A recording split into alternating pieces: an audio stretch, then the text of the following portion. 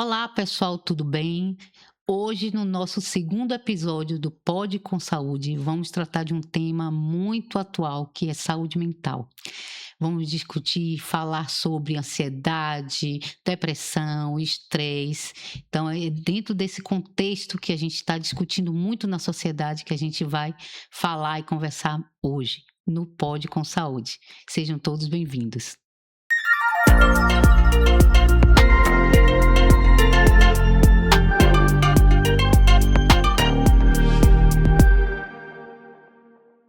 E agora vamos apresentar a nossa convidada de hoje, que é Sheina Vasconcelos, uma mulher movida pelo movimento, pela escuta e pela curiosidade.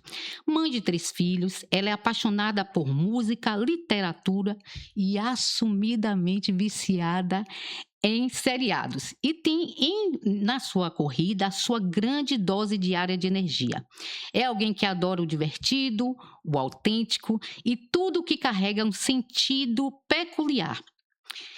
Inclusive, ela mesma assume que tem um carinho especial por gente estranha, né, entre aspas, e fora do comum, daquelas que trazem perspectivas únicas para a vida.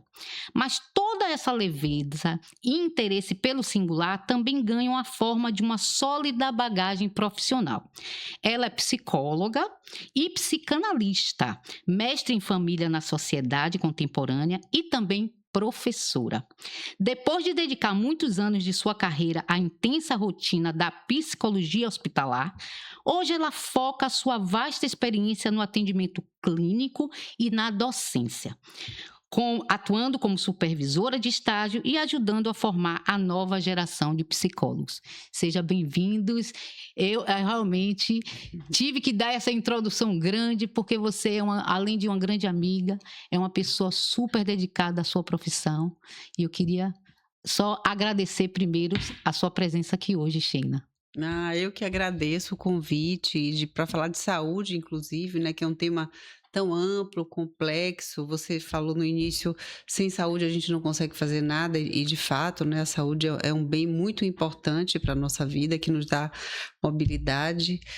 Mas é isso, vamos lá, vamos a esse bate-papo, né? Bom, mas antes de começar, eu sempre gosto de perguntar um pouquinho mais sobre você. Eu acho que a profissão em si e as coisas que você traz como conhecimento, ela não tem como desassociar da sua vida, do seu Uhum. contexto de vida. Então, eu queria saber um pouquinho mais de Sheina. Quem é Sheina Vasconcelos, fora da profissão? Nossa, ela faz aquela pergunta de anos de análise. Você sabe que essa é uma pergunta que a gente não para de se fazer nunca, né? É? Quem é você a cada tempo, né? Aos 15 você faz essa pergunta, aos 20, aos 25, enfim, eu já estou passando dos 50, essa pergunta vai tomando uma conotação completamente diferente, né? Olhando para trás, o que veio, né? E para frente, o que virá. Mas eu acho que o que me define basicamente, o que eu diria de mim em todos os aspectos, é que eu tenho um desejo de saber muito grande. Eu sou muito curiosa, que é um dos fatores que não me fazem envelhecer, sabe? Até mesmo a coisa do esporte, da corrida, que eu gosto muito. Hoje, o esporte me dá uma desacelerada, me dá um efeito químico de endorfina, mas para além disso, Lacan tem uma expressão, Jacques Lacan, que é um psicanalista francês, que ele fala que a gente precisa pensar com os pés. Pensar com os pés é pensar sem a cognição. É deixar que a gente tenha essa chuva de ideias, que todas as memórias compareçam na cabeça. E às vezes, quando a gente está na atividade motora, parece que a gente tem fica não consigo falar essa palavra, gente. Compactado? Descompactado, obrigado, Su. Obrigado. É porque parece que a gente está sempre tão engessado com tanta coisa, Sim. e ali na corrida, o corpo, o movimento, o suor, novas ideias, novas conexões, né? A plasticidade do nosso conhecimento, ele comparece quando o corpo tá em conjunto, E sabe? você, na sua vida, né, na sua vida cotidiana, você nasceu aonde? Me conte um pouquinho. Tá, eu nasci em Jequié, muitos, lá vem, né? Temas para análise. Eu nasci em Jequié, mas passei muito pouco tempo lá. Meus pais sempre foram muito nômades, queriam transitar pelo mundo. Tinham as questões econômicas também, tentar vida aqui e acolá. Então eu morei em São Paulo, morei no Rio, morei em Mato Grosso do Sul. Viajante. Viajante. viajante, e acho que minha profissão me dá um caráter de viajante, porque escutar vidas é você viajar por várias possibilidades de existência também.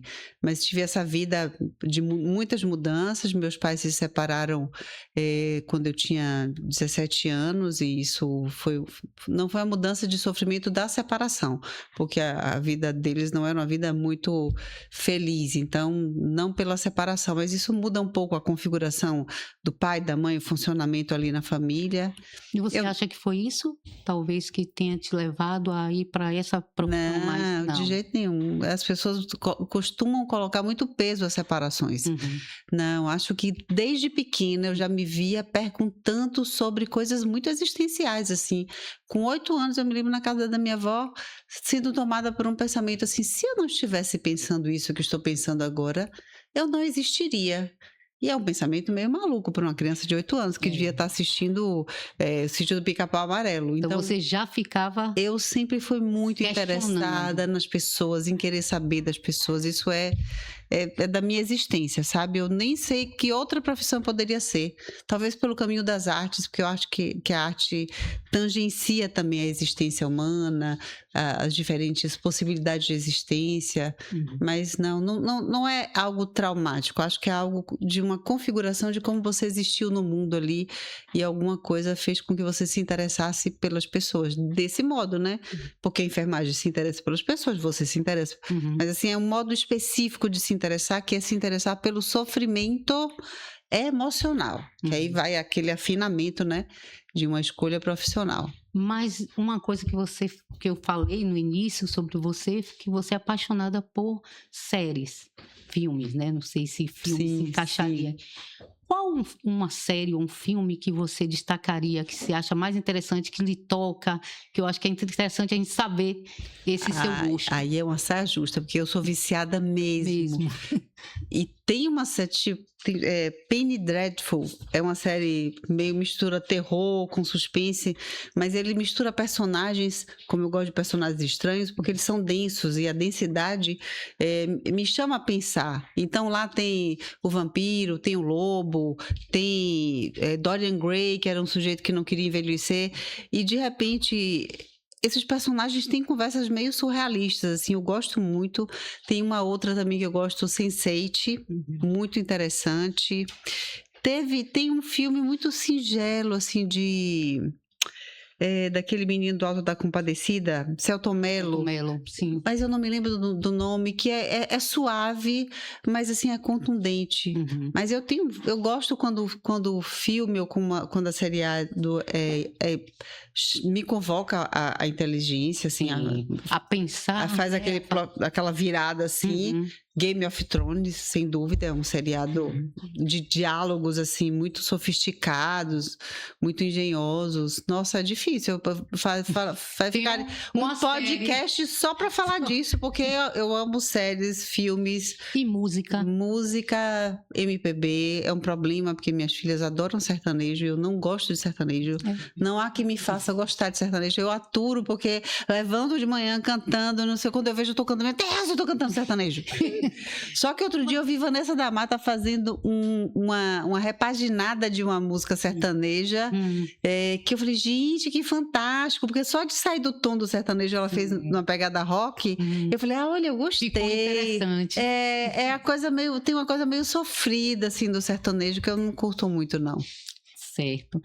E em que momento você percebeu, não, vou fazer? Você disse que desde pequena, de 8 anos, mas assim, teve um momento lá na frente, né, que você disse, não, eu vou fazer realmente psicologia, vou trabalhar nessa área. Em que momento foi que isso aconteceu na sua vida, ou já foi uma decisão?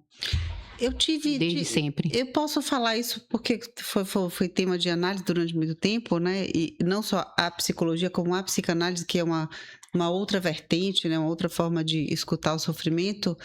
Mas eu acho que eu tive marcações importantes. Primeiro, o conflito entre meus pais, que brigavam muito, e eu tinha que comparecer meio que como adulta ali naquela cena, né? Já que aquelas figuras parentais que deveriam me proteger estavam meio desorganizadas, então isso me chamava de um lugar muito de cuidadora, de mais madura. Quando eu tinha 11 anos, minha irmã morreu de câncer e eu acompanhei durante um bom tempo esse processo. Então, a morte veio muito cedo na minha família. Minha irmã morreu, a gente estava em São Paulo, foi no dia do aniversário de São Paulo. E assim, eu me lembro com um rigor detalhista de minha irmã morreu em casa, né? Não tinha mais. Ela teve um câncer, já não tinha mais prognóstico, então foi morrer em casa. E eu me lembro botando as flores no caixão, assim. E a morte foi um tema, e é um tema recorrente. Sim. Mas não é a morte, assim, do defunto, do cadáver, né? É, na verdade, a ideia de finitude, né? A finitude sempre se pronunciou muito cedo na minha vida. Eu sempre entendi que a vida era curta. Daí, talvez, a minha aceleração, meu gosto pela corrida, porque eu entendo o que tem que fazer hoje, né? Tanto que você me fez o convite, eu já respondi, eu já mandei. Então, tipo assim, eu não sou a pessoa da procrastinação, porque essa marcação da finitude contribuiu muito para minha. E aí a psicologia entrou meio que nesse contexto de como pensar o próprio sofrimento, né, das suas posições diante da vida subjetiva. Nesse tempo todo que você tem de experiência nessa área, tem algum momento que impactou muito a sua vida, assim, que você disse, na sua carreira, né, durante esse tempo, que você disse, poxa, isso foi um impacto na minha vida? Teve. Eu tive um grande luto, eu trabalhei muito tempo no hospital. Sim. Só que isso fazia parte de uma elaboração da minha própria condição enquanto sujeito no mundo, né? E chegou uma hora que eu tive que sair. Tive que sair, me dedicar só ao consultório, eu sempre atendi em consultório. Mas foi um luto de não me sentir, porque sempre teve assim, cheia de hospitalar, você me conheceu nesse contexto, né? Nesse contexto hospitalar. Então, eu tive que fazer luto dessa cheia de hospitalar, que tinha um lugar, que tinha uma projeção para construir uma outra cheia de consultório. Às vezes era difícil, a pessoa, você atende em consultório, então não é uma transição de carreira, mas é uma transição de lugar subjetivo, sabe? Um lugar onde eu já tinha bem estabelecido e aí eu precisava ir construindo um outro lugar de operar, ainda dentro da psicologia, ainda dentro da psicanálise. Mas isso foi um impacto para você? Foi um impacto. Essa mudança, né? E eu ainda transito na psicologia hospitalar, sou coordenadora de pós, dou aula, mas assim, a barriga no tanque no hospital, aquelas confusões, aquela adrenalina uau, e a gente vai envelhecendo, também não dá mais para você fazer aquelas coisas de antes.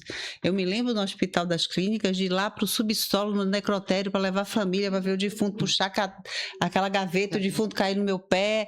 E eu achava tudo aquilo, uau, tô aprendendo. Hoje eu já acho assim, vivi tudo que tinha de viver, trabalhei com muita urgência e isso me ajudou muito profissionalmente. Eu acho que isso me fortaleceu clinicamente. Sim, a experiência lhe fortaleceu para hoje você ser o que Sim, é, né? hoje eu atendo qualquer coisa, porque realmente já passou por uma série de situações. Já assisti pessoas em condições muito dramáticas, né? Então isso fez diferença. E a pandemia? Você estava onde? Fazendo o quê? Eu estava na UTI na pandemia, trabalhava no Hospital Aeroporto na época e, enfim, passei por toda aquela mudança. Você viveu aquele período trabalhando no hospital. Eu acho que foi a primeira vez que eu pensei assim na morte realmente, atendendo uma pessoa que ela ainda não estava sendo entubada e todo mundo sabia que naquela época, né, não tinha vacina ainda nessa época que eu estou falando, né, que eu estou me remetendo.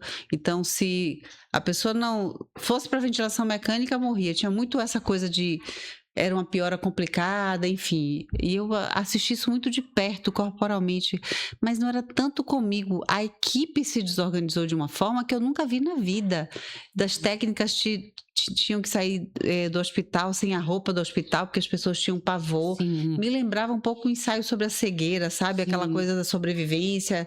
Então, teve um lado humano que me deixou muito, assim, decepcionada, né? Porque... Você mudou de pós-pandemia, tendo vivenciado essa coisa da pandemia, inclusive dentro do hospital, e aí a gente sabe como Você sabe qual foi? Isso mudou a sua vida pessoal, profissional? Mudou. Sabe o que foi que mudou? Especialmente também foi um outro luto. Eu ensinei durante muitos anos e eu dava cursos presenciais. Só que quando o mundo digital, a pandemia significou um avanço absurdo no mundo digital. Porque as pessoas começaram a usar mais, né? Enfim, eu sou da geração mais analógica, então eu não tinha temporalidade para acompanhar aquilo rápido. A gente eu ensinava na Unijorge nessa época, a gente teve que dar aula online, teve que aprender a dar aula online, que era uma confusão, tipo, assim, foi muito tenso essa mudança, assim, mas não pela ideia da morte, assim, eu quando eu Não tive teve Covid, eu não tive Covid no hospital, logo depois que já tinha saído a vacina que eu tive, mas eu não tinha medo de ter Covid, isso é interessante, eu estava tão ali focada em ajudar aquelas pessoas, sabe? Eu entendi, olha, se eu tenho que morrer, eu vou morrer no frente da guerra, sabe? Uhum. Porque eu passei a vida inteira trabalhando nisso, não vou recuar agora. Então tinha muito isso, né, da minha personalidade mesmo. Então não tinha, acho Do que trabalho. isso me... E meus estagiários, a minha faculdade que eu ensinava era a única que manteve estágio prático. E eu dizia para os meus alunos, vocês não vão pegar Covid aqui, eu garanto. E não pegaram. Quando abriu a rua, pegaram na rua quando foram para a festa. Uhum.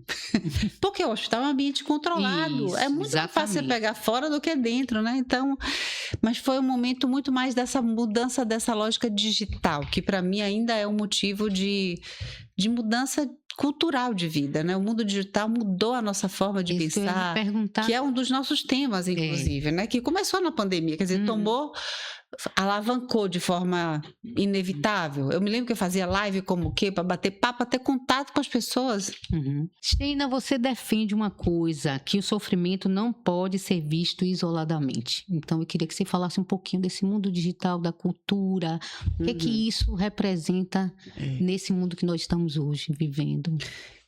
Se a gente vou tomar a psicanálise, porque a psicanálise antecede a psicologia, inclusive, quando Freud, a partir das histéricas, construiu todo o aparato teórico da psicanálise, as mulheres sofriam de uma forma específica de sofrimento, que era da repressão, da moral, dos costumes, as relações familiares eram bem colocadas, o pai, o filho, quem mandava, quem ficava em casa, enfim. Então, aquela cultura gerava um tipo de sofrimento que era muito repressor. Hoje, fazendo um salto muito grande, né? O sofrimento, ele é sempre recortado pela cultura social, econômica, política, climática. Se você mora no lugar que tem alagamento, no lugar que tem neve, tudo isso interfere na forma como você sofre. Uhum. Se eu atendo uma pessoa que mora num bairro pobre, sem saneamento, sem alimentação, moradia ruim, isso comparece no sofrimento. A gente não pode pensar que o sofrimento é uma coisa só da cabeça da pessoa. O sofrimento tem várias camadas, então a gente precisa pensar nas várias camadas. Quando a gente fala do racismo, por exemplo, então se a gente pensa assim, é mulher, é negra, é pobre, isso são variáveis que agregam mais sofrimento em comparação com a mulher branca que mora no mesmo lugar, mas que não tem essas outras camadas. Né? A gente está numa sociedade que é movida pelo paradigma da branquitude, né? O ideal branco, com todo esse movimento que teve um avanço tímido, mas tem muita coisa absurda acontecendo ainda. Então, tudo isso colabora para o sofrimento. E o mundo digital, eu acho que ele é importante porque ele cria uma dimensão muito maior e muito ilusionária, né? Eu até estava lendo um autor que era o super-eu clássico, era esse da repressão, que eu falei de Freud, né? Sim. Que as pessoas não falavam da sexualidade, que as mulheres não pensavam que elas podiam ter prazer, que elas podiam gozar. Imagine falar no século lá de Freud que a mulher comprou um vibrador, um sugador, isso seria um absurdo. Hoje já se fala disso, porque a gente tem uma cultura cada vez mais, o feminismo contribuindo para uma reformulação do lugar da mulher na sociedade, mas tudo isso interfere na forma como você sofre. Se você acha que só o sujeito é responsável sozinho pelo sofrimento dele, é uma forma de você fazer ele sofrer mais ainda. Inclusive... Então, você quer dizer que o sofrimento, na verdade, sempre está correlacionado a algum desses fatores, ou de vários fatores? Vários fatores. E é muito difícil você identificar. Você pode dizer, agora é por isso, mas nunca é uma coisa só. É como se fosse assim, uma configuração de fatores que me faz, tipo assim, me senti humilhado porque minha patroa falou aquilo comigo. Então tem a patroa falou uma coisa que deixou ela humilhada, mas ela também se sente mais humilhada porque quando ela era pequena, a tia disse que ela era menina que não ia dar para nada, que ela era feia, e porque um dia na escola ela sofreu bullying, aí, e tudo isso vem junto, sabe? Então vem o fator político, social, econômico, tudo interfere. Uhum. Se a gente localiza o sofrimento só na pessoa, é você que não está conseguindo lidar com isso. Isso é uma espécie de violência psicológica. Não que as pessoas não devam se implicar naquilo do qual ela se sofre, já dizia Freud, né? Uhum. Eu preciso me implicar, mas eu também não posso eu não posso implicar comigo. Que eu até criei esse trocadilho, né? Se implicar é se responsabilizar de certo modo por aquilo, mas implicar demais consigo é desconsiderar que o ambiente também faz você sofrer. Um ambiente de trabalho, onde você é assediado, onde você ganha pouco, onde as pessoas hierarquicamente não te respeitam, onde você está sempre submetido a uma substituição por alguém que pague menos, isso é um ambiente sofredor. Uhum. E como é que você faz, né? Eu hoje acho que isso é uma dúvida que muitas pessoas têm, né? Eu estou sofrendo por uma série de fatores, mas como é que eu faço para sair desse sofrimento? Como fazer para sair desse sofrimento? Bom, primeiro não tem uma resposta generalizada, mas tem algumas boas medidas Sim. de se cuidar, que também é uma coisa difícil. É muito mais fácil, Suzy, Uhum. você cuidar do outro do que você cuidar de si mesmo. A gente vive falando isso nas redes sociais, em todo mesmo. canto, se cuide, se ame. Mentira, gente. Esse Sim. negócio de se ame primeiro. Não, alguém tem que ter te amado, sua mãe, seu pai, quem te criou, o orfanato, de onde você veio. Alguém deve ter olhado para você com generosidade, senão é muito mais difícil você se amar. Nós não somos seres que brotamos do nada, a gente nasceu na relação com o outro. Então, nós precisamos do outro. Esse é um ponto importante que a nossa cultura individualista Pior que faz, as pessoas né? falam isso mesmo. Falam, se ame, você tem que se amar, não sei o quê. Então você desconstrói essa ideia. Não, e às vezes a gente se odeia. Tem dias que a gente se odeia, tem dias que a gente se ama. Uhum. Isso depende de cada dia. Mas é um exercício que a gente precisa fazer diário? O exercício diário, além do físico, que é fundamental, né? O exercício físico, ele é bom para a cabeça, gente. Mas assim, não pense no exercício físico como aquela coisa da saúde. Pense em alguma coisa que vai te promover uma certa satisfação com o seu corpo. Eu não gosto de falar de bem-estar porque fica muito ligado à coisa meio prescritiva da medicina, que não funciona. Sim. Você fala para o diabético não coma doce, ele vai lá e come. Então, o inconsciente ele não responde à informação. Quantas vezes você fala, eu sei tudo que tenho que fazer e não faço? Você nunca disse isso pra você? Já. Sim. Mas eu sei tudo que eu tenho que fazer e eu não faço. Isso é o inconsciente, que é o nosso pior inimigo. A gente não precisa de inimigo externo, entendeu? Mas a gente precisa se escutar. Como é que se escuta? Conversando sozinho com a própria cabeça? Não. Pode ser na psicoterapia, mas a psicoterapia não faz milagre sozinho. Ter amigos, ter alguém em quem você confie, em que você possa se abrir. O que eu vejo hoje, agora eu vou fazer uma pirueta, né? É que, como a gente vive na sociedade da performance, que toda hora você tem que estar bonito, produtivo, belo, aparecendo, a fulana aparecendo, é tanta exigência que você gasta muito tempo com isso, com esse individualismo para você se lapidar, e você nunca é suficiente, que você vai se afastando muito, cada vez mais do outro, daquela conversa informal, boba, a conversa da quinta série. Sim. É como se a gente tivesse ter uma cota de conversa de quinta série com os nossos amigos para falar bobagem, sabe? Naquela época que a gente não tinha que mostrar para ninguém que você era alguma coisa, né? Se é que isso já existiu, mas existia em doses menores. Menores, vamos dizer assim. Agora tá mais... Eu me lembro da minha época de adolescência, que éramos amigos de condições econômicas muito variadas, e aquilo não era pesado, a gente juntava para pagar o cinema um do outro, mas a gente se divertia com bobagem. Aí vamos para a Lagoa da Risada, vamos assistir filme. Era tudo muito simples e era tudo muito maravilhoso, e a gente se divertia na conversação. Hoje as pessoas não falam sobre si, não gostam de se mostrar vulneráveis, pagam. Eu recebo pessoas que dizem, é só com você que eu falo disso. Eu acho que além da análise, da psicoterapia, você precisa confessar sua vulnerabilidade para outras pessoas. sabe, ser abraçado por outras pessoas, para além de ser o terapeuta. A terapia é boa porque ela vai mexer em coisas mais condensadas, mas é preciso ter um campo de conversação sobre si, sabe? E isso passa pelo conhecimento, um autoconhecimento, né? Na verdade, eu acho que, não sei se eu estou errada, você me corrija, mas assim, às vezes eu acho que as pessoas não se conhecem.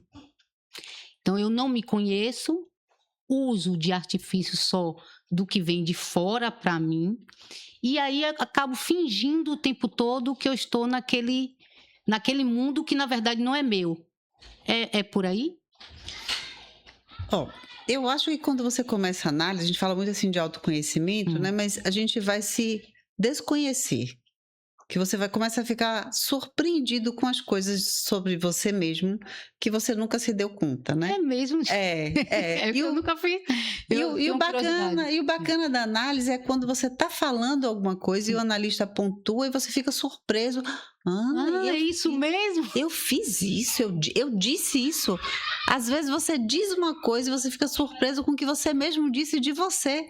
Então, o analista testemunha uma coisa sobre você, ele é um marcador de surpresas na sua narrativa, no seu discurso. Então, a análise, ela te coloca de frente com o seu desconhecimento.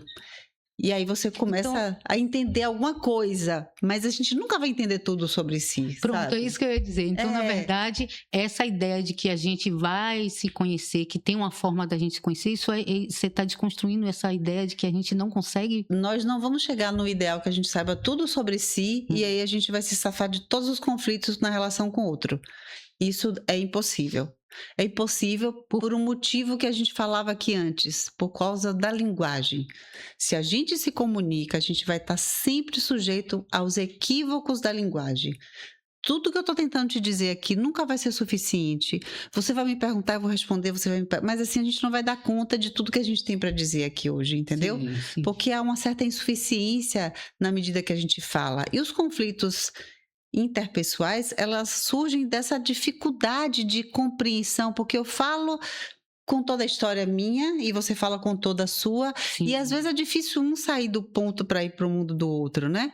Quando você fala, eu me coloco no seu lugar, você não se coloca no lugar do outro, né? Você supõe o que o outro faria, mas é você no seu lugar mesmo. O pessoal tem essa mania de dizer, eu vou me colocar no seu lugar. E aí eu te entendo, né? Eu te entendo porque eu estou me colocando no seu lugar. Isso tem muito, né? Você faz um esforço de tentar entender, mas se colocar no lugar do outro não é possível. A gente tem um pouco de empatia, eu diria, né? Se afastar um pouco de si para chegar um pouco mais, escutar o outro, né? Que é um problema hoje em dia, né? Hoje em dia todo mundo tem que saber tudo, tem que dizer alguma coisa sobre tudo. Você fala meia palavra, o outro já tem um manual pronto para te dar, um saco. É isso mesmo. É isso mesmo. E o mundo digital tornou isso, validou isso de que todo mundo sabe tudo sobre todas as coisas. E cada dia que passa, isso tem ficado mais forte, né, Sheila? Sim. A questão do individualismo, né? Cada vez mais, cada dia mais, a gente está mais individualistas. Mas assim, o pessoal diz assim, mas a gente tem acesso a tudo mais fácil, né? As coisas estão mais fáceis, as coisas a gente encontra mais fácil. Por que isso não nos ajuda a ser mais plural, a mais Isso é engraçado, tudo social. Mais fácil. Fácil em que sentido? Em que medida? Porque tem um curto caminho longo. O mais fácil parece o curto caminho longo. Então, eu posso estar em casa e eu posso pedir para a padaria me entregar o pão, me entregar a fruta, mas eu vou gastar mais tempo, vai me dar mais trabalho se eu for na padaria. Mas se eu for na padaria, eu vou conversar com o padeiro, ou eu vou estar na fila e eu vou ver alguma coisa, eu vou interagir com alguém. Isso conta para a saúde mental. Mas se eu estou em casa pedindo tudo, e tem uma coisa que fica meio automática, depois, se nós existimos na relação com o outro, e eu começo a ficar isolado, e eu começo a ficar movido por um algoritmo, e o algoritmo, o que ele faz? Ele te manda mais do mesmo. Isso. Você fica vendo mais do mesmo, assistindo mais do mesmo, lendo mais do mesmo, e aí você fica numa bolha que, às vezes, você não consegue, como disse Saramago, é preciso sair da ilha para ver a ilha. Então, o mundo digital é um grande algoritmo que vai te condicionando a determinadas coisas. Eu estava vendo aqui, o super-eu, que é uma instância que nos governa, que nos... É como se fosse o nosso tribunal interno. E o super-eu algoritmo, ele é muito mais difícil, porque ele é invisível, estatístico e automatizado. Então, aquele negócio... E às vezes é conveniente. Outro dia eu falei, A conveniência é uma coisa que eu acho que tá ajudando, as pessoas estão se incomodando. Tá te alienando. Te alienando. Mas é uma alienação que é bom, porque parece que o algoritmo te conhece. Ele me conhece. O algoritmo sabe tudo de mim. Aí começa a mandar uma música que você gosta. Aí outro dia eu comecei a pesquisar planta e me mandaram 1000 coisas de planta. Falei, olha, o algoritmo me adora, tá me dando tudo. Mas a busca... A nossa vida é um percurso de busca, de procura. Porque no meio do caminho de uma coisa eu encontro outras. O algoritmo não, é uma relação direta. Planta, planta, planta, planta, planta. Entendeu? Então, esse mundo mais fácil é um verdadeiro engodo, né?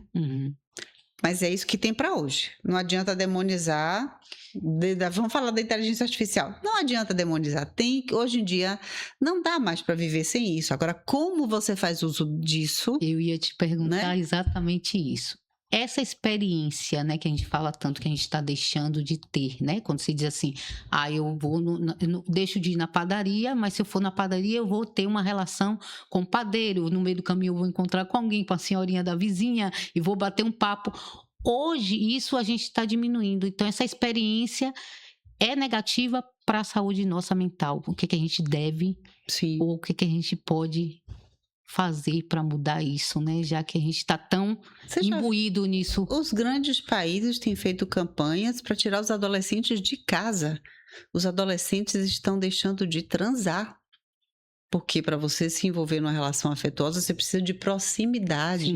Você precisa se expor com seus defeitos. Então, se você está no mundo digital, você cria uma imagem. Você edita uma imagem. Na vida tete a tete, ainda que a gente possa criar fantasias, mas a gente não vai fazer essa edição da imagem que o mundo digital. Real. Então, lidar com isso traz lá suas dificuldades, mas para a cognição, para a saúde mental, é fundamental. Os idosos agora já estão começando a ficar viciados e já se perceberam em estudos que eles estão ficando com demências mais precoces. Precisa colocar os idosos, que eles tendem a querer ficar mais sozinhos, para conviver. O povo demonizava muito o asilo antigamente, né? Asilo tinha aquela conotação de que era deixar o velhinho lá, mas os asilos pensados hoje é um asilo para ter convivência. A gente precisa criar ambientes de convivência entre as pessoas. Meu filho agora, adolescente, começou a trocar figurinha da Copa, né? Isso é maravilhoso, gente. Isso tem um efeito de estar ali trocando, conversando, e vou trocar com não sei quem, ele está pensando na pessoa. Isso é interação. A gente está perdendo muito. O mundo digital tem interação, mas ela não tem o corpo. O seu corpo não está na cena. Estou eu e você aqui, a gente sentou, a cadeira fez ruído, seu marido trocou, ela falou do som, isso é interação ao vivo. No mundo digital, não. Se a pessoa te aborrece, deleta. No mundo digital, você fala o que você quer para o outro. Sim, isso que é uma coisa absurda, o ódio, né? O ódio, pessoalmente, a pessoa entra lá com a foto do satélite de Saturno e fica falando... Então, a interação coloca limites também. E coloca o corpo para jogo. A gente está tirando o corpo de cena. O corpo virou uma edição, sabe? Uma edição de performance o tempo inteiro. Entendi. É muita coisa, viu? Coisa que dá para fazer um pós-doc. Exatamente. E esse adoecimento, né? Na verdade, a gente está falando disso, mas a gente tem que colocar também porque as pessoas estão adoecendo, a gente pode dizer isso? Gravemente. Veja bem, esses tipos de adoecimento, como é que isso tá acontecendo? Sociedade do cansaço, Bicho Han trata disso, e outros tantos, né? O liberalismo também, que é uma questão que a gente entende que o trabalho usa do sofrimento para fazer o outro produzir, e a questão do tipo, eu sou o empreendedor de mim mesmo. Então, eu não dou descanso, eu estou o tempo inteiro pensando no que eu vou fazer para produzir, para sobreviver. Isso é uma carga de estresse terrível, porque se você é minha empregadora e eu posso falar mal de você, você é uma pessoa que está fora de mim. Eu tenho um descanso de você, eu posso ter raiva de você. Mas imagine quando essa raiva é dirigida a si mesmo. Olha, fulano brilhou, aí entra no digital. Olha, fulano brilhou, performou, postou, escreveu e eu não fiz nada. E ainda viajou, e ainda está namorando, e ainda está casada, e ainda tem filhos lindos, e tudo lá bonito no Instagram. E todo mundo acredita. Mesmo uma pessoa que é analisada como eu e olha, você acredita. Mas não é assim. A vida está muito editada no mundo digital. A gente precisa sair um pouco da edição. Isso adoece. Síndrome do pânico, síndrome da impostora. Todo dia no consultório alguém diz: eu não sou suficiente, por mais que eu faça, nunca tá bom. Síndrome da impostura? É isso, você acha que você nunca tá à altura de si mesmo. Nada o que você faz nunca é suficiente. Porque sempre tem alguém para você se comparar que tá melhor do que você. Entendi. Sempre. Você abre e tem alguém que tá mais magro, que tá mais rico, que tá mais bonito, que tá... Então, você tá sempre com a síndrome da impostora, sabe? Eu tô mentindo. Tem muitos casos chegando. Todas as mulheres, eu atendo mais mulheres do que homens também, mas todo mundo fala um pouco disso. Eu não sou... A insuficiência crônica é uma grande queixa atual. É muito difícil ver alguém falando assim: eu tô lacrando, tô ótimo, tô maravilhoso, tá tudo lindo. E qual outro tipo de adoecimento que também você pode destacar? O burnout, né? Sim, o burnout hoje com... Ansiedade generalizada, síndrome do pânico, sintomas inibitórios, as pessoas estão com medo de falar. Veja que a nossa geração ainda posta foto. Os adolescentes de hoje, eles dizem que é low profile. Então, eles não postam nada, porque eles estão com medo do julgamento. Exatamente. Isso tá crescendo entre os adolescentes. Sim. Eu conheço vários, na verdade, eles que não estão mais... protegendo. Posta no stories, raramente, porque eles têm medo. Mas o feed tá lá branco, tá sem nenhuma informação. Porque eles são mais espertos, eles estão com medo do julgamento e da comparação. O Ben Alves fala que o mundo digital, quando ele estava vivo ainda, o problema era isso, né? Antes eu me comparava com meu vizinho, com o andar de cima. Hoje eu me comparo com 2 milhões de pessoas. Então, a comparação aumenta a incidência, eu fico sempre... Na verdade, a gente nunca está ao alcance do que a gente idealiza pra gente. Se você perguntar assim: Sheina, você chegou onde você queria? Eu acho que quando eu morrer eu vou dizer: não cheguei ainda. Quem sabe em outra vida? Porque a gente está sempre querendo mais, fazendo... Eu até invejo quem consegue chegar num estado nirvana e dizer assim: agora tá tudo bem, tô ótimo. Mas a gente vive numa cultura que impulsiona você. Não, você não chegou ainda, você não foi o suficiente, né? Isso gera muito sofrimento, muito sofrimento. Eu tenho um dado aqui que eu trouxe da Covitel, que fez uma pesquisa e diz que 26,8% dos brasileiros relataram já ter recebido diagnóstico médico de ansiedade. Entre jovens de 18 a 24 anos, esse número chega a 31,6% no Brasil. Me fala um pouquinho sobre essa questão da ansiedade em jovens. Então, vamos voltar também para a questão de... Vamos pensar na nossa faixa etária. A gente foi gestado na era analógica, eles na era digital. Isso. Então, eles vivem muito no mundo digital, que é muito mais ansiógeno. Volta de novo para a coisa da comparação. Então, eles ficam mais inseguros, eles não têm o repertório que a gente tem para olhar para isso e dizer: pô, isso não tá bom, isso tá demais. Já nasceu submetido a essa lógica. E aí tem uma outra coisa muito importante disso que você está me perguntando, Suzy, que é a questão do tempo. Você esperava uma carta chegar pelo correio, você assistia uma novela e tinha um intervalo para começar o próximo capítulo. Hoje você vai ver um filme, você adianta a parte que tá chata, você pula, você bota para acelerar a voz no WhatsApp. Então tem uma dimensão subjetiva que é do tempo. Eles não suportam mais a passagem do tempo. E uma das formas de você administrar a ansiedade é suportar um pouco que o tempo demora para passar. Então, eles querem tudo rápido. Eles querem ganhar dinheiro rápido, eles querem tudo, ficar felizes rápido, amar rápido, tudo rápido. Isso gera uma ansiedade, porque você quer apressar o tempo e o tempo não é como na rede social, não dá para apressar a vida. Tem até um filme, falar de filme que eu falei que eu gosto, que eu não me lembro o nome dele, é Ben Stiller, que ele tem um negócio de um computador, um controle remoto que ele acelera e aí a mulher tá chata, ele já acelerava a mulher, né? Como é? Clique, né? E aí ó, ali, o pessoal aqui tá do vendo? estúdio sabe tudo. E esse filme não é um filme agora, é um filme que já tem algum tempo, 2014, 15 mais ou menos, né? Mais antigo ainda. Então ele mostra essa dimensão do tempo. Então hoje você acelera o que é ruim para ver só o que é bom, mas a vida ela tem uma pedra no meio do caminho, como diz Carlos Drummond de Andrade, tem um mal-estar.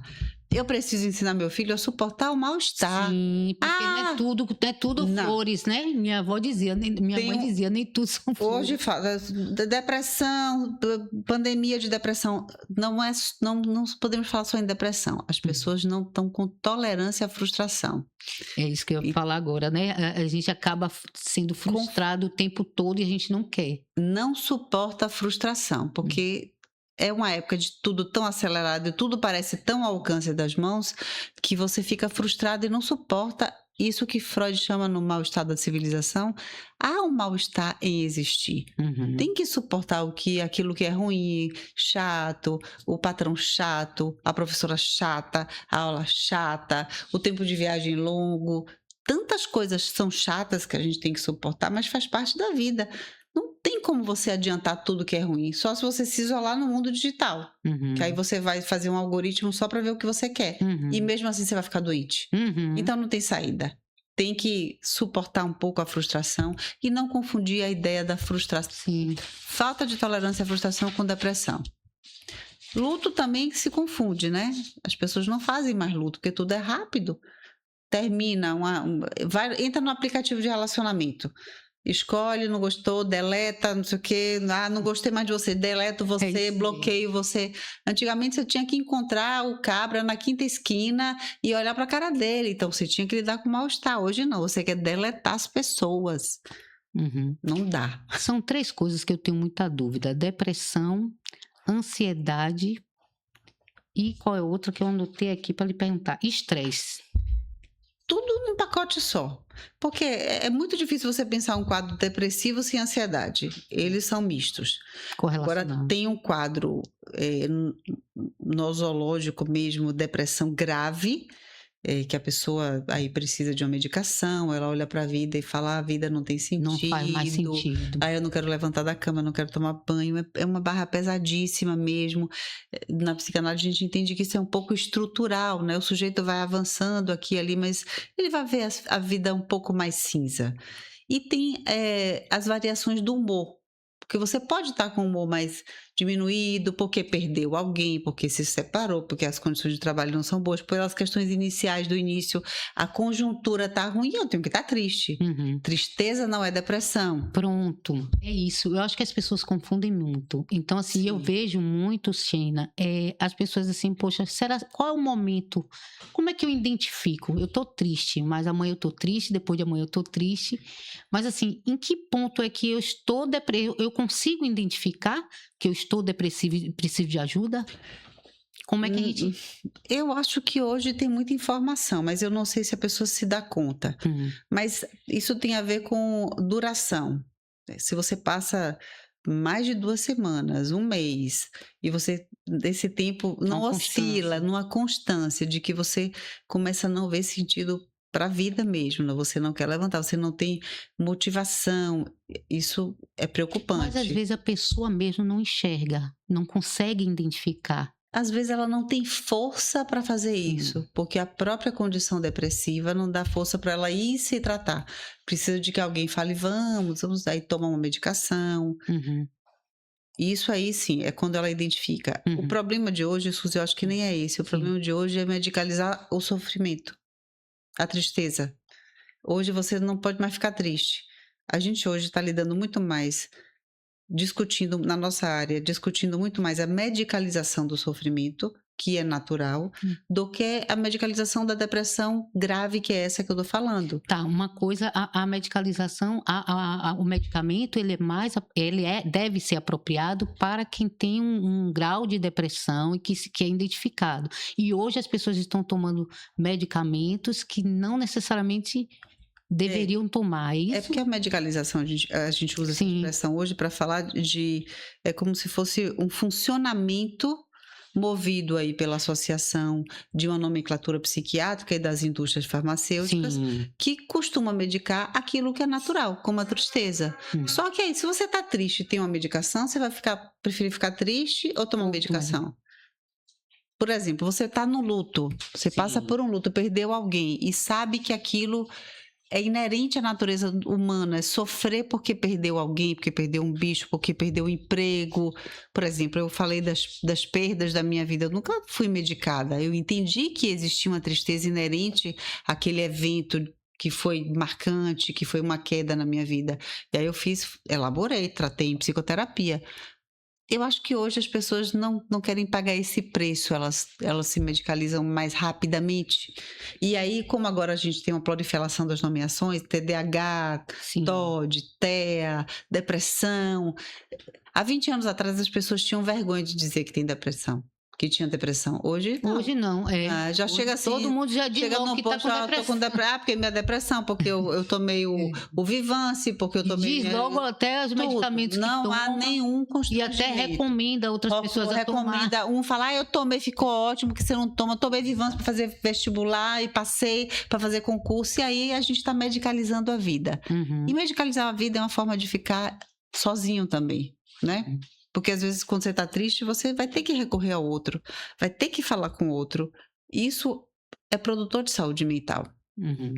Claro que relações interpessoais também podem produzir adoecimento, né? Porque olha para onde Ali. tem relações que adoecem as pessoas. Então, é importante ter relacionamentos, mas não são todos. Tem pessoas que elas são, eu não gosto da palavra tóxica não, mas como, né, vou usar que é rápida para entender. Então, tem pessoas que produzem uma toxicidade na sua vida e é melhor se afastar delas, né? E pode ser na família, gente. Não pensem que família é o lar do oscilar, não. Às vezes as relações tóxicas piores estão na família, só que você fica com aquela coisa, é pai, é mãe, irmão. Não, às vezes precisa se afastar um pouco até para poder se olhar de longe. Então, relações são importantes para a saúde mental, mas elas também podem ser ruins. Precisa avaliar aí, né, a qualidade dessas relações, a ambivalência dessas relações, entendeu? Às vezes a pessoa que cuida muito de você, faz tudo por você, ela apenas quer que você seja dependente dela. Entendi. Entendeu? Então isso fica com a cara de bom, mas é ruim. E é mais difícil sacar isso. Sim, muito mais difícil, né? É muito mais difícil. Uma outra coisa que eu acho interessante que as pessoas falam muito é a questão da felicidade, né? Hoje em dia, vamos tocar nessa coisa assim, todo mundo tá feliz, né? O que parece, né? Nas redes sociais, principalmente no mundo digital. E será que a felicidade agora é uma obrigação? Ser feliz? Eu sei que Passou a ser? todo mundo quer instagramar que está feliz. As pessoas querem parecer estar feliz mais do que serem felizes. A prova é que você tá lá no show e tá filmando o show. Porque que diabo que você não tá vendo o show? Você tá filmando o show para postar. Você tá tão preocupado em mostrar. O interesse é mostrar. O parecer tá mais importante do que o ser. Uhum. Sabe, o estar presente naquele evento, estar presente com os amigos, presente naquela conversa. Eu acho que o estado de presença tem sido cada vez mais precário, porque isso aqui é o vício sancionado socialmente, tecnologicamente, toda hora inventa um novo, mas ninguém vive mais sem isso. Você acorda de manhã, a primeira coisa que você pega, Marcelo Veras, um psicanalista daqui. Sim, conheço demais. Self Love Go Exist é um livro que ele trata disso, ele fala do absurdo que isso vai dominando a nossa vida, né? Uhum. Então a relação é atravessada por isso. Você está aqui conversando, aí manda uma mensagem, você para de conversar, se distrai para poder responder, ou então você entra no WhatsApp para responder uma coisa, depois você já se perdeu, porque tinha 1000 coisas e o que você entrou para fazer, você já não fez. Então é muito doido isso aqui, gente. Gerir isso aqui, para mim, hoje em dia, é das coisas mais... Para a saúde mental, é saber gerir isso aqui. Com todo mundo, adolescente, criança, jovem, adulto. Qualquer idade. Qualquer idade. A gestão disso aqui é fundamental. E não é só o sujeito, não. Tem que ter políticas públicas de saúde mesmo. Como já fez na escola de proibir. Uhum. Acho que nas famílias não pode almoçar com o celular da mesa. E agora vamos conversar, né? desliga. meus filhos o tempo inteiro, para, não tô vendo não, tiro o celular, se não tirar o celular não vou conversar, e falo assim, e fico, porque eu quero atenção, a atenção é uma forma de se relacionar, a nossa atenção hoje é disputada, a nossa atenção está capitalizada, o mundo digital, o mundo da lógica digital, que é um comércio, ele quer comprar sua atenção a todo custo, a coisa mais cara hoje é com 3 segundos eu tenho que capturar sua atenção para te vender alguma coisa, então isso adoece você também, porque tá todo mundo na lógica de capturar a atenção do outro e cadê você nessa história toda? E o burnout? É isso aí tudo. Porque, é a somatória hoje, de todas essas coisas. Hoje tem a NR1 agora, a nova norma, né? E as empresas vão ter que se adequar. Na verdade, isso já deveria, não precisaria. Eu enxergo assim, eu acho que nem precisaria se fazer uma norma. Mas, precisa ter multa, inclusive. Precisa ter multa, precisa pagar mais imposto se não fizer. Vamos ver se vai funcionar, né? Mas é porque o trabalho está adoecendo gravemente as pessoas. Gravemente. As condições de trabalho estão muito ruins. Condições de trabalho, o salário, enfim. Por isso que todo mundo quer trabalhar por conta própria, que também adoece, porque você vira seu próprio... tipo assim, se correr o bicho pega, se ficar o bicho come, descubra uma redução de danos. E aí? Né? Cada um tem que fazer um certo cálculo, Suzy, sabe? Sim. Tem que fazer um cálculo... não estou desconsiderando que políticas públicas são fundamentais, principalmente em relação às empresas, porque lucram absurdamente e às vezes não cria um espaço, uma copa para a pessoa tomar um cafezinho, uma área de descanso. Tem as mínimas condições. E não sabe que isso aumenta a produtividade. O pior de tudo é isso. Se o seu funcionário está feliz, está descansado, ele vai produzir mais. Mas é isso, a lógica neoliberal é lucrar com o seu sofrimento, então a coisa fica um pouco mais complicada. Mas cada um, sabendo que o macro demora para ter efeitos, tem que ir fazendo aquilo que a gente sempre fala, que parece óbvio, não posso, esse é meu limite, não consigo, estou indo além do que eu posso dar, eu vou adoecer, meu corpo é limitante. Por isso que quando eu trabalhava no hospital, as pessoas paravam, porque aí entra na saúde, né? Quando você adoece, aí a lógica dos valores muda completamente. Você descobre que tem um câncer, mudou tudo. A lógica muda mesmo. Toda a sua vida, tudo que te constituía antes cai, você tem que fazer uma nova construção de si a partir das limitações que aquela doença, que aquele tratamento vai impor. Então, quando o corpo coloca um limite, a doença é um limite, sabe? Aí você tem que reconfigurar. Mas a gente vive numa questão... Antes disso, a gente deveria... A nossa produtividade, o nosso ideal estético, inclusive, é tão louco que a gente esquece que o corpo é falível. Toma todas as medicações, faz de tudo, mas assim, acha que não vai morrer nunca. Porque a gente tem no inconsciente que é imortal, né? Vamos trazer nossa discussão para uma coisa mais leve. Leve. E a arte, né? Eu trouxe um depoimento. Ah, que bom. Vamos relaxar um pouquinho. Vamos relaxar. De adoecimento, é um peso, a gente tem que falar, é importante. Acho que muito suas bom. falas aqui são fundamentais, porque a gente vai disseminar isso ao máximo, a gente quer que as pessoas ouçam um pouco da sua experiência, do seu conhecimento, mas eu acho que a gente pode trazer também alguns elementos que trazem um fortalecimento na nossa vida. E a arte, né, a música, o teatro, a dança. Eu trouxe um depoimento aí, a gente vai passar aqui, um depoimento do diretor da peça A Peste, que foi lançada agora, né, essa semana, Rafael Fontes. Ele vai falar um pouquinho com a gente. Vamos escutar. E aí, Suzy, Xena, sou Rafael Fontes, sou diretor e dramaturgo do espetáculo Peste, com Carol Mota. E a gente teve um retorno muito legal com essa primeira temporada. A gente conseguiu até versar as pessoas, a gente conseguiu divertir elas e, acima de tudo, trazer uma reflexão sobre esse tema da sociedade do cansaço e desses ciclos de exaustão que existem na sociedade atual e como isso afeta a saúde mental. Essa peça nasceu dessa inquietação nossa, minha e de Carol, de o quanto a gente percebe nas nossas gerações essa prevalência de problemas mentais como ansiedade, como depressão, como burnout, e como isso é um reflexo de como é trabalhar, como é produzir nessa sociedade atual, sabe? Esse local hoje onde você é opressor de si mesmo, você cobra muito de si mesmo.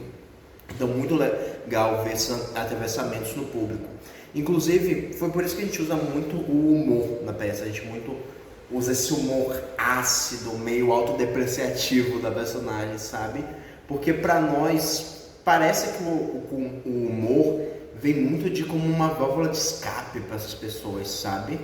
E a gente acaba revelando muitas verdades sobre nós a partir desse recurso. Isso eu falo tanto pessoalmente, as pessoas usam o humor para enfrentar essas questões mais pesadas, como no teatro a gente consegue trazer para falar disso de uma forma mais leve, mas também sem tirar a seriedade desse assunto que hoje é tão necessário, sabe? Mas enfim, muito obrigado, viu? E um beijo para vocês. Que bom que temos essa peça, né? E aí, o que é que você fala um pouquinho dessa ideia de trazer essa arte para o nosso mundo de hoje? Eu vou dizer uma coisa aqui. Eu gosto de citar Painho, né? Painho Freud, porque ele dizia que... Painho Freud é ótimo. Painho Freud. Ele dizia que a arte e os poetas precediam a psicanálise. Para dizer que a arte, a poesia, a literatura, o cinema, a música, ela é tão efetiva, ou até anterior, porque nem todo mundo tem acesso à música, por exemplo, a filme, é mais democrático para todo do que um tratamento. Então, a arte, ela é fundamental para a nossa vida. É a forma de você se ver sem se dizer. Tem uma coisa que é catártico, do tipo, quando você dá risada de uma coisa, porque você se vê meio que naquela cena que você se vê meio bizarro, meio estranho, mas você acha graça, sabe? Então, a comédia é uma forma de dizer as coisas com uma certa leveza. Rir, nossa, eu não sei se você já teve essas crises de riso com besteira, sabe? Já, sim. Que a pessoa fala e você não consegue parar de rir, que fica constrangedor e você fica rindo. Isso é catártico, toca em um ponto ali seu que precisa sair por essa via, que às vezes você não consegue formalmente dizer, eu estou assim por causa disso, mas às vezes numa peça você ou chora muito porque aquilo te tocou e você nem precisa dizer nada, ou dá muita risada com alguma coisa de uma peça, de um teatro, de literatura. Você está lendo um livro e o livro te lê, sabe? Você se lê no livro. Tanto que um livro é um livro para cada pessoa. Você vai discutir depois, cada uma tem uma dimensão. O cinema nem se fala, é aquela 1h30, 2 horas que você está abstraído um pouco, pelo menos das exigências, né? Você entra num mundo um pouco mais intrapsíquico, onde você pode acessar conteúdos mesmo sem dizer. Porque a gente está com uma ideia muito de que a terapia é sempre quando você diz tudo, mas é impossível tudo dizer. E tem outras formas, a gente fala assim, é psicoterapêutico, mas não é psicoterapia. O que é psicoterapêutico é tão fundamental quanto a psicoterapia. Como o exercício físico que você vai falar, né? Mas não é aquele exercício físico que você vai e fica assim, né? Tem intensidade, você tem que sentir o corpo de verdade, não pode ser burocrático. Por isso que tem que ser uma coisa que você goste, vai dançar, quer caminhar, quer nadar, vai fazer surf. Que cada pessoa tem a sua característica e seus desejos. Eu nem né? gosto de falar atividade física, porque fica com caráter de tratamento. Movimente seu corpo assiduamente. E sua mente. Conheça seu corpo. Quando eu falo conheça seu corpo, você vai pensar, minhas costas estão doendo, hoje eu tô tensa porque o trabalho foi assim, assado. Tá aí as duas coisas juntas, não dá para separar uma coisa da outra. Desde Hipócrates, a gente sabe que essa dicotomia mente e corpo é uma dicotomia, essas coisas estão juntas. Se a cabeça tá ruim, o corpo piora. Se o corpo tá bom, a cabeça melhora e vice-versa. Não é à toa que uma pessoa que, tô magra, tô me sentindo bem hoje. Tipo assim, é o efeito do corpo sobre ela, né? Então, essas coisas, elas interagem mutuamente. E lidar com o corpo é uma arte também, sabe? É uma arte você saber o que fazer com o seu corpo para você se sentir bem. Não pode ser só dentro de um registro médico. Foi para todos os médicos, fiz todos os exames. Não, saúde não é só isso. Isso é importante, mas é uma parte. É com que tipo de arte você pode lidar com o seu corpo, sabe? Trazer leveza, que você falou, né, Suzy? Vamos trazer leveza agora, né? Exatamente. Como você traz leveza para si, não é para o outro. Não é essa história de, eu quero alguém leve. Não, parem com isso. Isso aí, esse ponto aí é interessante. Porque as pessoas têm muito essa mania de dizer, né? né? Você leve para o outro, na verdade. Não, o sofrimento faz parte. A forma como você lida com isso e como você lida com a leveza, mas não é a leveza do peso. É você rir de si mesmo. Eu acho que esse é o ponto, sabe? Quando você ri do próprio ridículo. Nossa, como eu tô ridícula fazendo isso, falando isso. E veste uma roupa, como eu tô ridícula, dá risada. E pode rir com alguém de alguma coisa idiota que você fez. Porque a gente tá numa época de tanto tudo é aplauso, que às vezes ser ridículo é o que tem de mais saúde mental. Suportar ser ridículo, suportar não ter aplauso, não ter curtida, né? Ficar bem quando ninguém tá te vendo, né? Das vantagens de ser invisível, sabe? Nesse momento de tanta visibilidade, isso pode ser muito leve, né? É difícil, né, Sheila? Eu acho que a gente, por estar nesse mundo, né, é muito difícil a gente sair dele e enxergar essas coisas, né? Então, por isso que é tão importante você trazer esses temas. Mas uma coisa que está muito em alta, que eu queria que você falasse um pouquinho também, é sobre a questão do vício, né? Hoje a gente tem falado muito aí do vício do cigarro, do vício da bebida, do vício dos jogos, né? E agora até por causa do mundo digital isso tá... O que leva as pessoas, né? Que eu falo aí de forma mais psíquica ou emocional mesmo, as pessoas a se viciarem de algo, independente do que seja. Bom, vamos lá. Constitucionalmente, na nossa estrutura, estou falando psiquicamente, tomando como referencial a psicanálise, todos nós temos um vazio. Nós não somos seres completos, nós somos seres descompletos. O que marca a singularidade de cada pessoa é o que você faz com o seu vazio, o que ele faz com o vazio dele, o que ela faz com o vazio. Isso é a nossa singularidade. Tem pessoas que não suportam esse vazio e que às vezes tamponam o vazio com uma substância, que pode ser uma droga, qualquer uma que seja, porque às vezes não consegue estar de cara com a vida, sabe? E a droga dá uma entorpecida diante desse mal-estar do vazio, né? E pode ser um jogo, bets, por exemplo, que é tudo rápido e cria uma sensação de potência, de que você está ganhando, mas você vai perder depois. O impacto econômico também. Só que você está subtraído da vida enquanto você está fazendo aquilo, entendeu? Então você está esquecendo de você. Então as drogas, de uma forma geral, de forma muito simplificada, né, para a gente poder comunicar, é uma forma de lidar com o vazio, acreditando que existe um objeto que vai completar aquele vazio. Sendo elegendo a comida, ou uma droga, ou até mesmo uma pessoa pode ser a droga para outra. Talvez se sentir um pouco descompleto, lidar um pouco melhor com a própria falta, seja uma grande saída. Mas no mundo dos vícios, isso é um pouco mais complicado, porque essa estruturação aí é mais difícil mesmo.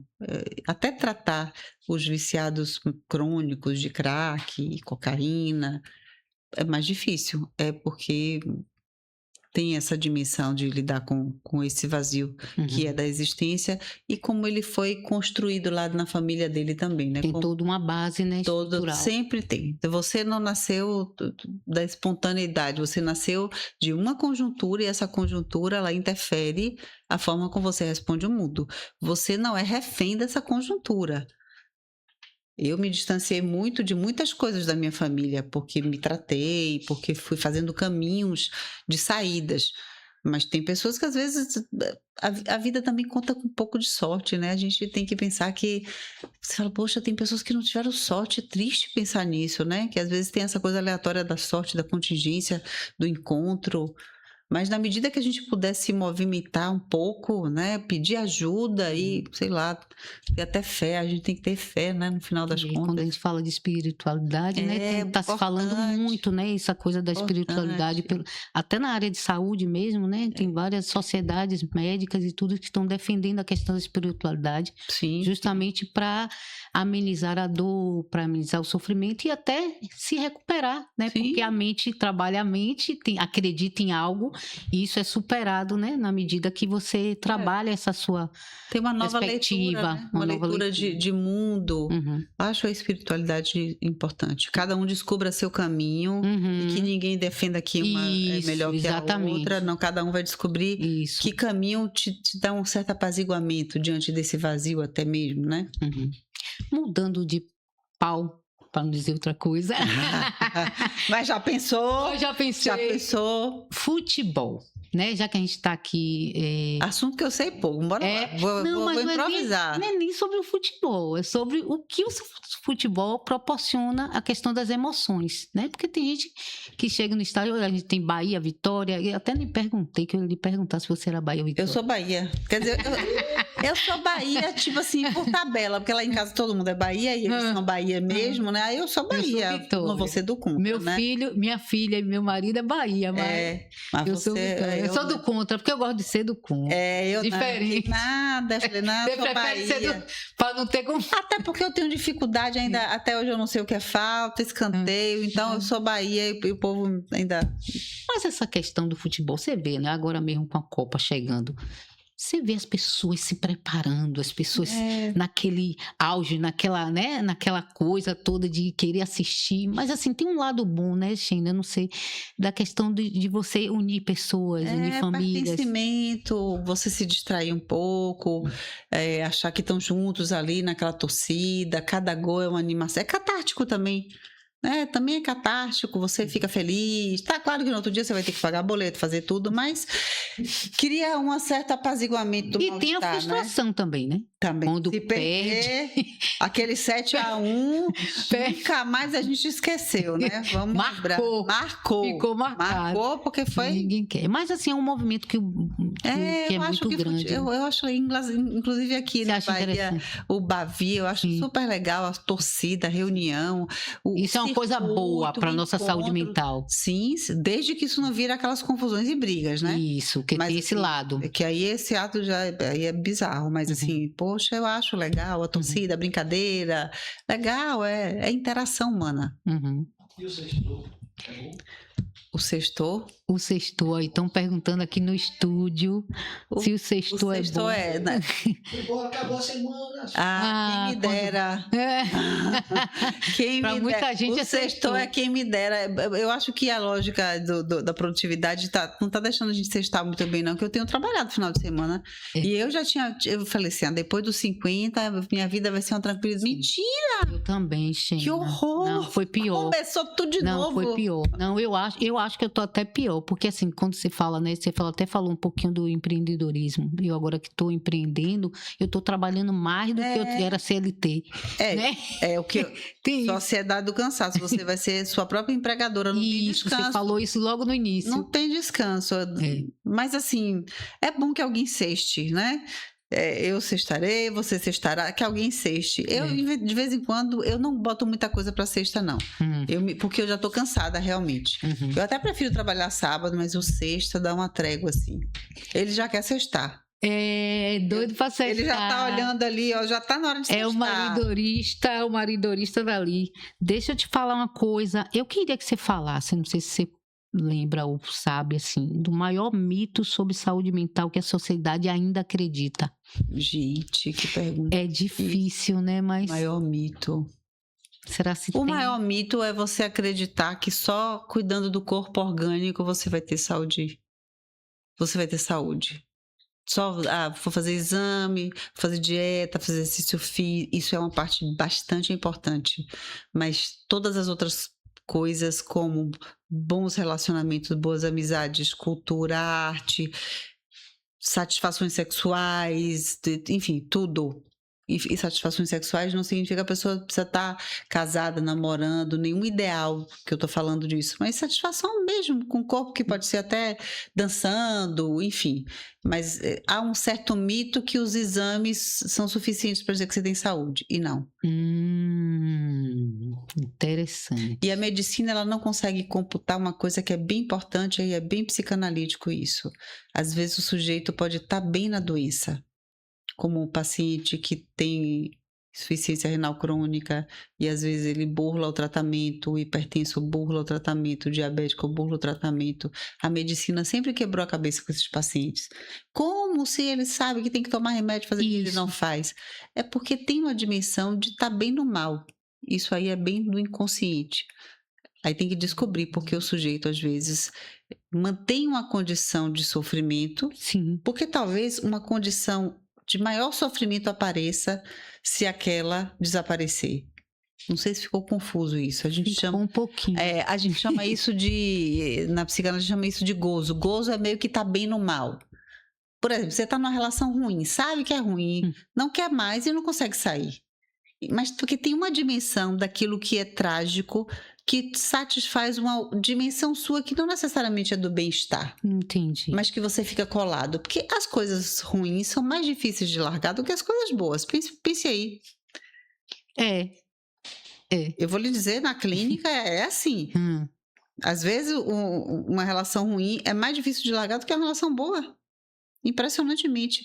Não baseado em evidências nem estudos, mas baseado na clínica. Então, não é só a lógica do bem-estar que movimenta a nossa saúde. Eu diria que é a lógica do bem dizer. A gente precisa saber se dizer um pouco mais, tentar se dizer. Inclusive se dizer como frágil, não aguento mais ser forte, eu posso dizer não para o outro, eu não preciso ser tão bonito, ser tão rico, ser tão, ser tanta coisa me adoece. Então eu acho que ser mais minimalista, sabe? E se eu queria só que você deixasse uma mensagem agora para as pessoas que estão assistindo a gente. Você já falou tanto, a gente falou de tanta coisa aqui. O que é que você poderia deixar para aquelas pessoas que estão nos assistindo e que às vezes estão nesse lugar, né, de sofrimento, de uma perspectiva de vida, de um pensamento de se descobrir, mas que não sabe muito bem o que é que está passando? Eu acho que vou dizer uma coisa que é bem importante que eu penso sobre mim também. Muitas vezes você acha que vai resolver tudo sozinho, mas você não vai resolver tudo sozinho. Você precisa conversar com alguém, você precisa confessar sua fragilidade para alguém. Isso não vai fazer com que a pessoa ache que você é inferior ou que você não tem valor. Muito pelo contrário. Eu vejo que quando uma pessoa é pedante, ela até afasta mais os outros. Quando a pessoa, eu sou lacrador, isso até afasta mais do que quando alguém confessa a fragilidade. Inclusive no amor, a confissão da fragilidade é fundamental. A gente ama o outro nas fissuras, não é na grandiosidade, sabe? Às vezes é naquela coisa assim... que o outro precisa um pouco de você, falar, eu posso ser alguém útil para esse outro. Então, não fique só. A solidão não é a melhor forma de você resolver seus problemas. Que bom.